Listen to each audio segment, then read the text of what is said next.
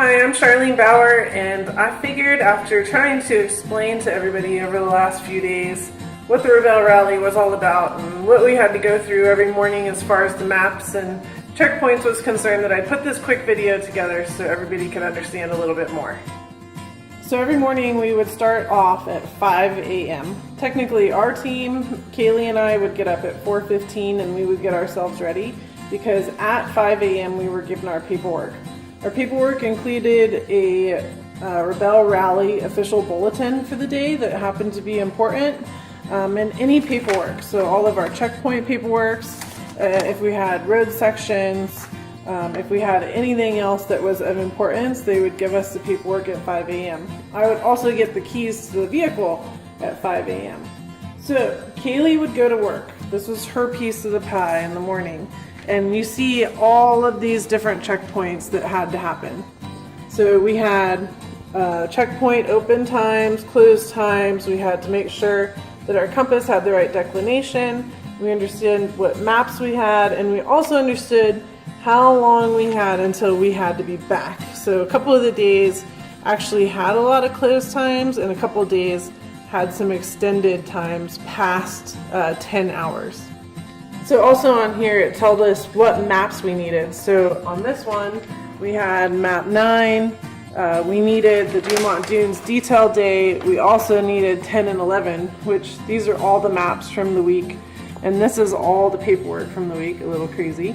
So Kaylee would get to work, 5 o'clock in the morning, by the way, let's just note that, and she would plot all these points.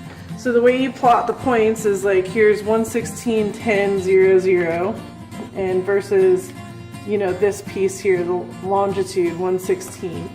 And here's your 35, 40, 0, 0 versus the latitude in this column. So she would match the two up and plot the points. And the way she did that was with her ruler. And they're in minutes and seconds, so she would coordinate all these minutes and seconds together at an angle and come up with the points. This was not the point you wanted me to do. So then she would number them. So as you can see, this is checkpoint 9 and this is checkpoint 9, so it's a blue. Then we would go to checkpoint 10, which is a black. And then we would go to checkpoint 11. Part of the game with this is you had to go in order of the checkpoints. You could not go out of order. If you skipped one, you couldn't go back. So we had to make decisions as you went down the list what you were doing. As you can see too, we had this one that closed at X time, so we had to be at a certain place at a certain time. So kind of what I want to show you is getting into a checkpoint and how we would do things. It was really based on distance and direction. So this checkpoint 9 we knew was a blue, and we also knew we were coming in off a different map in this direction. So as you can see, we kind of circled this Y right here, and then she measured it. So using a ruler, you can measure 1 kilometer, 2 kilometers, 3 kilometers, and then we would roll up and around, and she would mark 4, and then we would roll around and mark 5, and then from there 5 to 6, we knew right around the 6 we would have a CP9. This was a blue, so we knew we were looking for something once we got there. This black is a different story. We had to get in here, we had to follow the trails, understand where that Y was, and then start coming into this valley. I'll tell you right now, we missed that black one. The other piece to it too was understanding your heading. And so that is why you would use this fancy tool, a plotter, where we could go either way. We could either find on the map that we needed to go, let's actually use this other map. So this is 100,000 map, which was what we used most of the time, but we also had 50,000 for a couple of them. So this is a zoomed in view of Dumont, the exact same piece. If you actually look at it, put it here. So this is 100,000, this is 50,000, same place. So now we're in the dunes, right? There's nothing here that you can really look at to understand where we need to go. clearly this doesn't look like dunes to me. So what we had to do was CP4 was actually a blue, and we had to get out here and mark our black. Well, we had to figure out what the direction was that we needed to go. So she would line it up in our path, rotate this with north up because that's the way our map went. You'll see it on a lot of our maps. We would start marking north as the way up because we would lose track of which way north was, and then would find what direction we needed to go. Then she would get out of the vehicle there, use the compass and say, okay, 100 degrees this direction is where we need to go from where we're at. So she would find something off in the distance here that we could keep our eye on and hit. And on the other flip side, we knew our distance, so we could measure this and say, okay, this is exactly 4 kilometers. So I would reset the terra trip and we would go 4 kilometers in that direction, trying to hit whatever was out here that we had our eye on.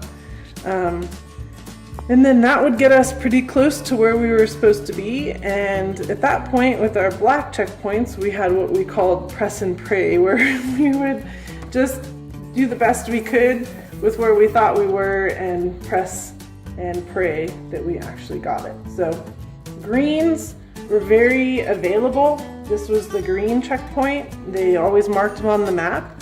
This is another green checkpoint. There's 2 flags, big green flags there, and people. Blue checkpoints, this was actually a blue checkpoint here where we had to go in and you would either find a 3-inch, actually a 1-inch pole that was about 4 foot tall, or maybe there was a flag. And then the blacks, there was absolutely nothing on the ground. You pretty much had to figure out where you're gonna be. So that's how we were using our maps and our rulers and our plotters, as you kind of hear us do that. And this is what we were working off of as far as coordinates and having to plot everything. I also wanted to bring into the scene these were our road books. So this was from Razor Road to Johnson Valley and how we had to get there. Gave us all of our turns. And this is what we called a TSD section. So a couple times you guys saw us maintaining a perfect speed for a perfect amount of time. And there was actually a ton of math that went into that and understanding exactly how fast we were supposed to go for how much time. And she would run a clock to make sure that I was on the right minute and right time so that we could get there. And then internally, as far as we were going, Kaylee would make these directions, essentially write out the directions where it says, okay, we're gonna reset we're going from 4 to 5, we're gonna reset at 4 and maybe go over a railroad track or a power line. She saw something in there. And at 1.6 kilometers, we were gonna turn right. At that point, we were gonna reset again. We're gonna fork at 2.5 kilometers and stay left, and we'll pass another one on the left immediately before it. So she would write that in, seeing it on the map as far as how the road goes, so that we would not take that one first. Then we would reset, and from the fork, we had 0.8 kilometers to the road, turn right, meaning northwest, and reset again. And then at 3.75, we'd be at the checkpoint. So there's a lot going on here. You can see all of our math and all of our chaos. Oh, and by the way, most of the time I was driving while she was trying to read this and trying to read this map. So if you come in again here, like we're at checkpoint 9 and we have to get to checkpoint 10.